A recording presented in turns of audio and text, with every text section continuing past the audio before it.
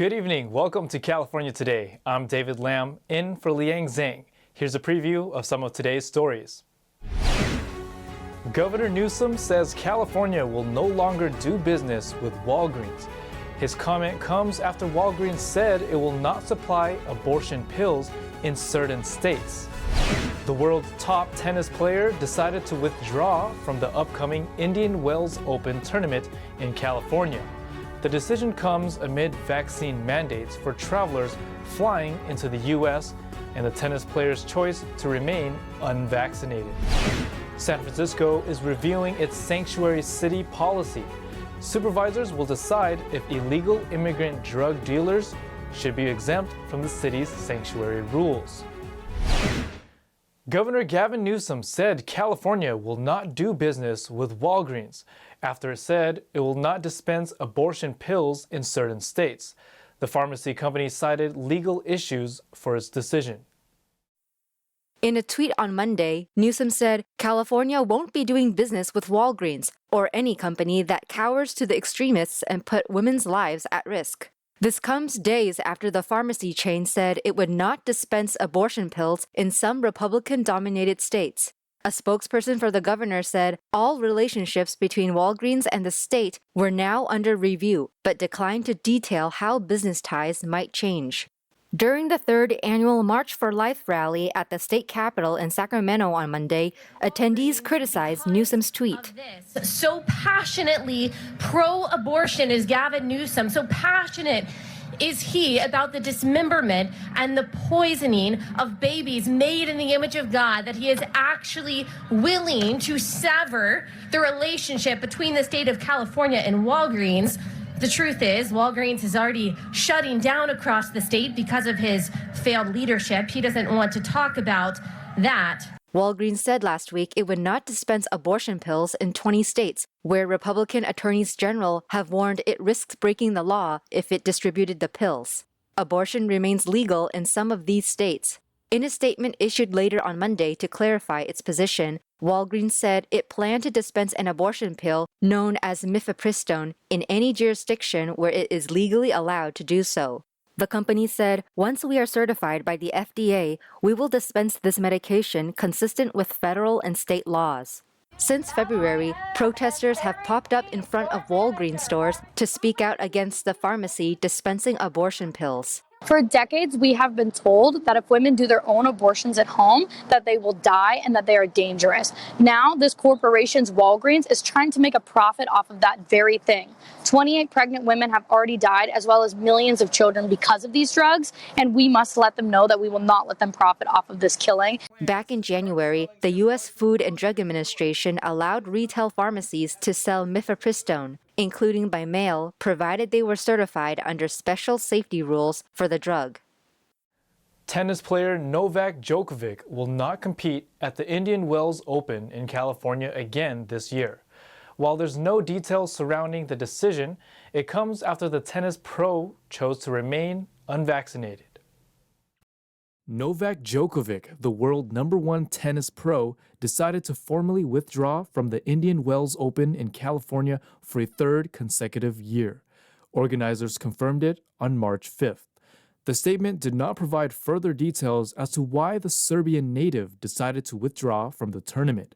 Djokovic also has not yet publicly commented on the move.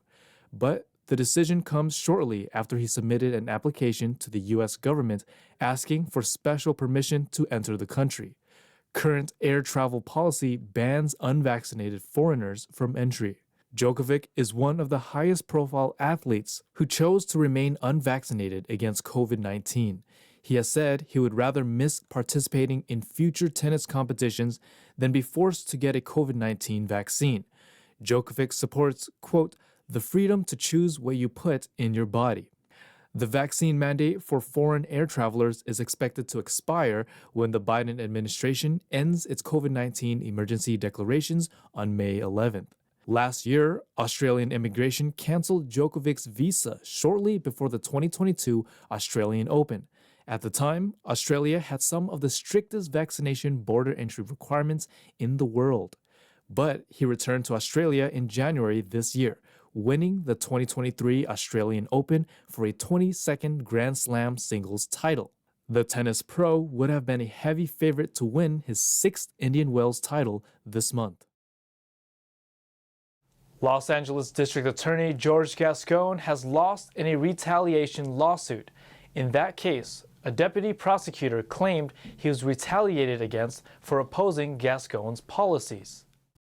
The jury awarded the plaintiff $1.5 million in damages. Gascon is facing more than a dozen similar lawsuits. At the center of the issue is his directive on juvenile crimes. He aims to ease the penalties for underage offenders. Prosecutors who publicly raised concerns about the order were allegedly demoted or reassigned to other departments. One of them accused the Gascon of forcing prosecutors to, quote, commit unethical and illegal actions in court. Gascon's office told Fox News that they were disappointed by the verdict, adding that they won't change their decisions on the prosecutors. Gascon is also being accused of violating his own office's policy. The allegation came shortly after the district attorney publicly announced criminal charges for the death of a Los Angeles bishop. In a February 22nd press conference, Los Angeles District Attorney George Gascon announced the murder charges against Torrance resident Carlos Medina. Medina is accused of killing Auxiliary Bishop David O'Connell in his Hacienda Heights home on February 18th. While answering a reporter's question in Spanish, Gascon stated that Medina had made a confession to investigators, saying, quote, he admitted that he had done the killing. But according to the Los Angeles County District Attorney's legal policy manual, prosecutors are prohibited from discussing ongoing investigations and sensitive information that could jeopardize a suspect's right to a fair trial. The Association of Deputy District Attorneys, or ADDA, stated in a press release last week that Gascon's comments also violates the state bar rules of professional conduct. ADDA stated, office policy states that information shall not be released to the media and public, which includes information regarding a confession, admission, or statement made by the defendant. Medina is the husband of O'Connell's housekeeper. Gascon's office did not respond to media requests for comment. A San Francisco County supervisor told residents that the United States should not be deporting illegal immigrant drug dealers.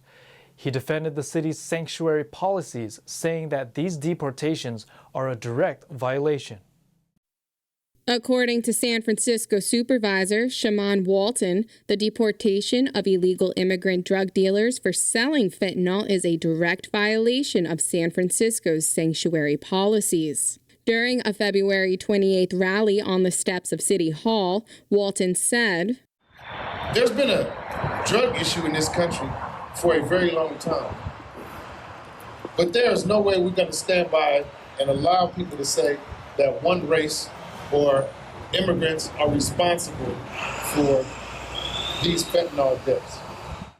Walton's comments come in response to a proposal by Supervisor Matt Dorsey to add fentanyl dealing to a list of violent crimes the city uses for cooperating with the U.S. Immigration and Customs Enforcement, or ICE. Dorsey's proposal aligns with a recent push for a crackdown on fentanyl dealers initiated by the city's district attorney, Brooke Jenkins. But Walton says Dorsey's proposal is an attack on the city's sanctuary policies. San Francisco was among the first 12 U.S. cities to declare itself a sanctuary city. The policy prohibits local police from assisting ICE and from stopping or arresting people based on their immigration status. Since 2020, fentanyl, the deadly synthetic opioid, was largely responsible for nearly 2,000 drug overdose deaths in the city. After nearly 2 hours of public comments, the board voted unanimously to continue debating the issue at its next meeting on March 7th. We're going to take a short break, but here's a look at what we've got for you when we come back. San Francisco supervisors are reviewing another potential policy update. The city is considering a proposal to allow supervised drug injection sites run by nonprofit groups. Southern Californians could see another increase in their gas bills. A local gas company just put in a routine request to raise its monthly rates. San Franciscans celebrated Flower Bulb Day with a tulip garden, and 80,000 flowers were on display and given away. That and more on California Today.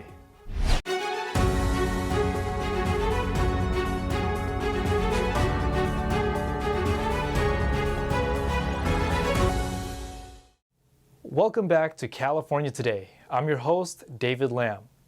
Supervised drug consumption sites may be coming to San Francisco after a unanimous approval by the Board of Supervisors. The vote comes despite the California governor vetoing legislation last year with widespread opposition to the idea. On February 28, the San Francisco Board of Supervisors unanimously voted to allow nonprofit groups to run supervised injection sites with private funding. The proposal was introduced in January by the city's mayor, London Breed, and Supervisor Hillary Ronen. According to a press release, the proposal is intended to abolish barriers so the city can proceed with an overdose prevention plan without federal funding.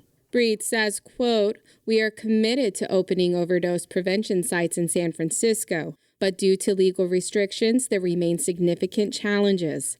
Despite that, we are continuing to work with our nonprofit partners to find creative ways to open these sites, and these steps are critical for that to happen." The drug crisis in San Francisco has killed nearly 2,000 people since 2020. Ronen says San Francisco needs overdose prevention sites to save lives and, quote, "solutions to open-air drug use and chaotic conditions on the streets." Jackie Berlin, co-founder of Mothers Against Drug Addiction and Deaths, whose son is addicted to fentanyl, says she is opposed to the creation of these safe injection sites. On March 2nd, Berlin told the Epoch Times that the supervisors have not done their due diligence or research. She says, quote, "Governor Newsom understood this when he vetoed Senate Bill 57 last year. The San Francisco Board of Supervisors incorrectly believes they know better." Since the ordinance requires 2 readings of any proposal, the supervisors will cast their final vote on March 7th. Millions of residents in Southern California saw their gas bills more than doubled in January and February. But the pain isn't over yet. The Southern California Gas Company, or SoCal Gas, just put in a routine request to raise the monthly rate by 13%. This means an $8 increase to each bill for the 5.9 million households and businesses the company serves. According to SoCal Gas, the utility company doesn't make money off the natural gas it provides. The revenue increase will go into updating infrastructure and covering operation and maintenance.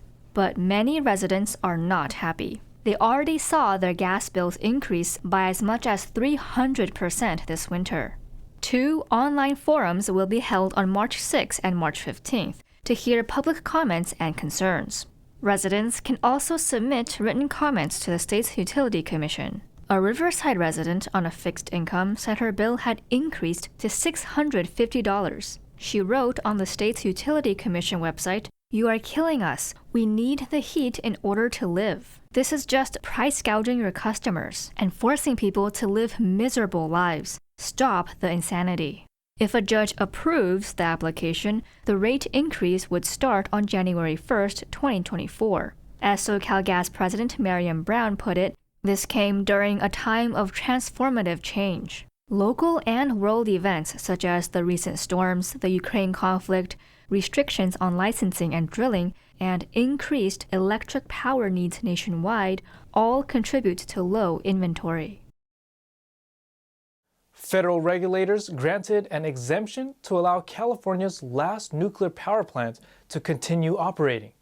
This comes as the state grapples with green energy shortages. The Nuclear Regulatory Commission, or NRC, granted California an exemption on March 2nd to keep its last nuclear power plant. Federal regulators determined that Diablo Canyon nuclear power plant's continued operation is in the public's interest. It cited serious challenges to the reliability of California's electrical grid. The exemption, quote, will not present undue risk to the public health and safety and is consistent with the common defense and security.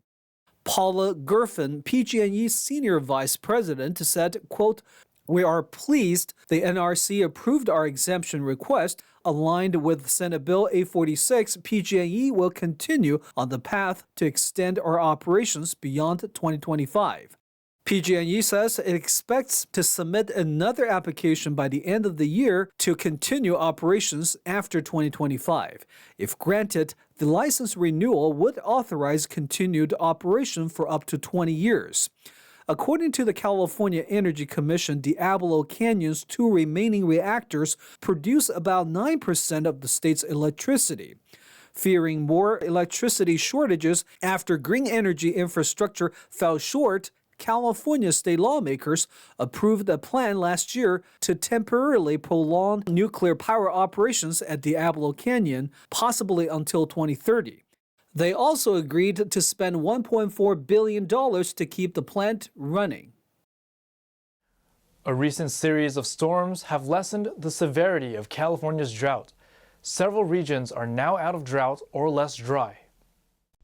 Until this week, all of California had been designated as extreme or exceptional drought. But now, the U.S. Drought Monitor shows the state's northern coastal counties of Humboldt and Del Norte, plus 7 more inland counties, are now considered out of a drought. 2 more inland coastal counties, Tuolumne and Mariposa, are divided between no drought and mild drought. Coastal areas in Monterey, San Luis Obispo, and Ventura counties are also out of a drought. Much of Southern California also improved, moving from the extreme drought category last year to severe or moderate following the rainstorms in December and January. The relief comes as recent winter storms dumped rain along the coasts and buried the mountain regions in snow. According to the UC Berkeley Central Sierra Snow Lab, 2023 ranks the 9th snowiest year on record since 1946. California Highway Patrol officers clearing snowy roads in Truckee jokingly shared a video on Twitter offering free snow. Authorities remind people to drive slowly and use snow chains on icy or snowy roads. Rescue teams in Southern California continue to help residents trapped in towns and on roads in the snowy mountains. A garden of over 80,000 tulips was on display in San Francisco. The flowers were given away on a first-come, first-served basis to make a bouquet for yourself or to give to a woman who inspires you. NTD's Jason Blair has more from the popular event over the weekend. In downtown San Francisco, thousands of people could be seen lined up around Union Square on Saturday. The event was Flower Bulb Day. 80,000 American-grown tulips were on display, ready to be taken home. Remind people that tulips mean springtime, new beginnings and happiness, and we just want folks to come out, get some tulips, give some to a woman that inspires them. That's what really all about. Just want to spread some goodwill and love today.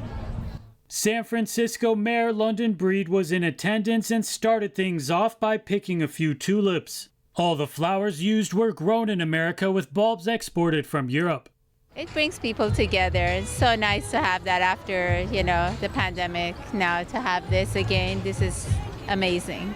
People were free to take home up to 15 tulips. Some waited in line for hours to get their first pick. People were out in line 2 hours before it opened, and pouring rain, standing here quietly and patiently with their umbrellas up. Everybody has been amazing. Whew, yeah, so I was on the outskirts of Union Square for probably a solid 20 minutes, not moving at all, and realized there was just a line of people just congregating.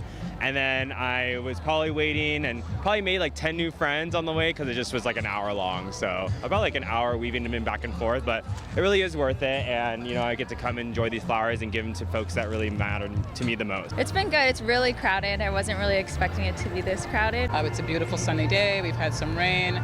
It's been pretty crowded, but nobody's stressed. Everybody's been real friendly. I love how folks from the Netherlands, I believe, came all the way over to visit our beautiful city and to, donate flowers for everyone. The Dutch company Royal Anthos has put on the event annually since 2018.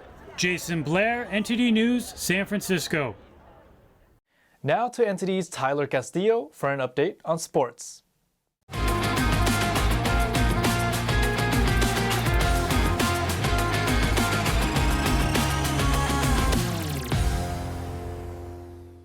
Welcome, I'm Tyler Castillo and I'm taking you through the California Today Sports Roundup. Domantas Sabonis recorded his 8th triple-double of the season. Trey Lyles capped away a third-quarter sport with the three-point play, and Sacramento gradually pulled away from visiting New Orleans in the second half, en route to a victory. Sabonis collected 19 points and 11 rebounds and a game-high 11 assists, while Kevin Huerter put up a game-high 25 points for the Kings, who won for the second time in 3 outings on a 4-game homestand. Even without De'Aaron Fox, the Kings put all 5 starters in double figures. Brandon Ingram had 24 points to pace the Pelicans, who completed a 1-2 Western swing with the second consecutive loss. Jonas Valanciunas was the game's leading rebounder with 12 boards to go with 19 for the Pelicans, who also saw all 5 starters score in double figures. Kings 123, Pelicans 108. Now let's break some ice. Logan Couture scored in overtime after assisting on Tomas Hertl's late game-tying goal as San Jose outlasted host Winnipeg. Steven Lorentz also scored for San Jose while Erik Karlsson added 2 helpers. Sharks goalie James Reimer was rock solid throughout, turning aside 36 shots. Nino Niederreiter and Nate Schmidt found the back of the net for Winnipeg. Jets netminder David Riddick made 21 saves. The Sharks wouldn't go away late in the third, finishing off a late push with 11 seconds left in regulation of a face-off that led to a goal from the right dot by Hertl, sending the game to overtime 2-2. San Jose would grab momentum and stunned the Jets only 121 into the extra frame, with Couture sealing the victory all alone. Erik Karlsson assisted on the goal. Karlsson is at 82 points, tying his career high in points, which was accomplished in the 2015-2016 season with Ottawa in 16 less games this year. Sharks 3, Jets 2. Adrian Kempe had a goal and an assist for Los Angeles in a win against visiting Washington. Vladislav Gavrikov and Philip Donat and Mikey Anderson also scored. Victor Arvidsson had 2 assists, and Phoenix Copley made 20 saves for the Kings, who have won 4 in a row. Rasmus Sandin had a goal and an assist. Alex Ovechkin also scored, and Darcy Kuemper made 37 saves for the Capitals, who finished 2-2-0 on a 4-game road trip. Ovechkin is only 78 goals away to catch up to Wayne Gretzky's all-time goal record at 894. Kings 4, Capitals 2. Thanks for tuning in to the California Today Sports Roundup. That's all we've got for you tonight. We'd like for you to join us again on California Today every weekday at 8:30 p.m. Make sure to check out our broadcasts on our California Today webpage. You can find it at ntd.com/California-Today. You can also find all of our top latest clips there, ready to share with friends and family. Send us a message on Twitter, Facebook, Instagram, or through our email, california.today@ntd.com. I'm David Lam, in for Liang Zhang. Have a wonderful evening.